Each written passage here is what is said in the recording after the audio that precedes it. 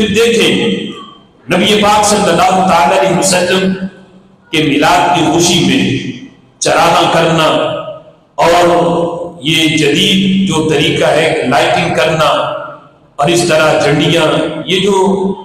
یہ طریقہ ہے خوشی کرنے کا، یہ کہاں سے ثابت ہے؟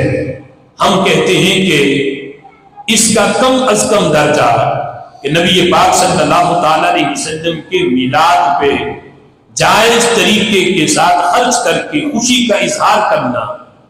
اللہ اس کام پر بھی صدقے کا ثواب عطا فرماتا ہے۔ اب اس پہ باقاعدہ ایک حدیث ہے، رسول اللہ صلی اللہ تعالی علیہ وسلم ارشاد فرماتے ہیں، اگر توجہ سے یہ استدلال سمجھو گے تو سمجھ آئے گا۔ میرے آقا فرماتے ہیں تبسم کا فی وجہ اخی کا صدقۃ، فرمایا کہ تمہارا کسی مسلمان بھائی کے سامنے مسکرانا، تبسم کا تمہارا تبسم کرنا کسی مسلمان بھائی کے سامنے، فرمایا صدقۃ، اللہ اس پر بھی صدقے کا ثواب دیتا ہے۔ کسی مسلمان کے سامنے محض مسکرانا یہ ہے کہ مسکرا کے بندہ مسلمان بھائی کو بتاتا ہے کہ میں پریشان نہیں، میں غمگین نہیں، بلکہ مجھے خوشی ہے، تو اس خوشی کا اظہار بندہ مسکرا کے کرتا ہے۔ تو میرے آقا فرماتے ہیں کہ تمہارا کسی مسلمان بھائی کے سامنے اپنی خوشی کا اظہار مسکرا کے کرنا، اللہ اس پر بھی تمہیں صدقے کا ثواب عطا فرماتا ہے۔ اب دیکھو وہ بندہ صرف مسکرایا ہے، اس نے کسی کو کھانا نہیں کھلایا، وہ صرف مسکرایا ہے، اس نے کسی کو لباس نہیں پہنایا، وہ صرف مسکرایا ہے،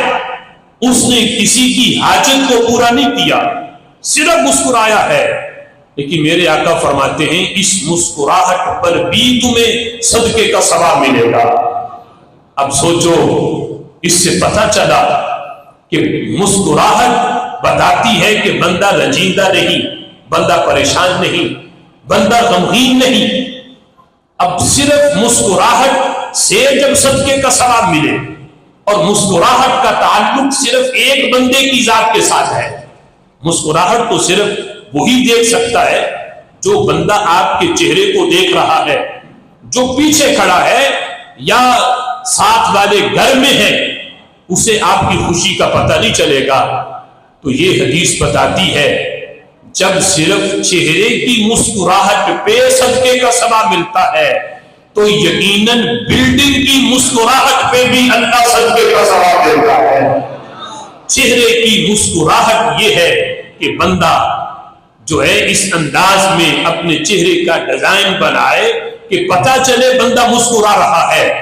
اور عمارت کی مسکراہٹ یہ ہے کہ بندہ اس پہ جھنڈے لگائے، جھنڈیاں لگا کے بتائے، لائٹنگ کر کے بتائے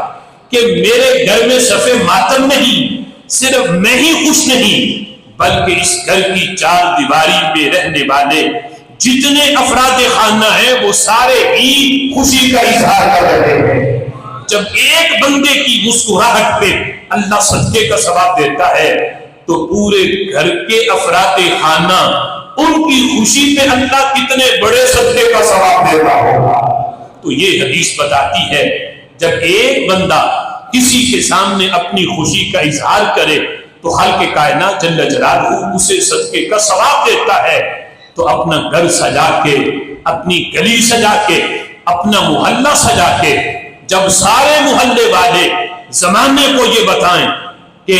جب لوگ پوچھیں کہ یہ کیوں سجاوٹ ہے تو بندہ بتائے خوشی ہے آمینہ کے لال کے تشریف لانے میں۔ ہم یہ جشن اس لیے منا رہے ہیں کہ صدیوں پہلے ہمارے نبی کا میلاد ہوا تھا، لیکن ان کے میلاد پہ جو نور پھیلا تھا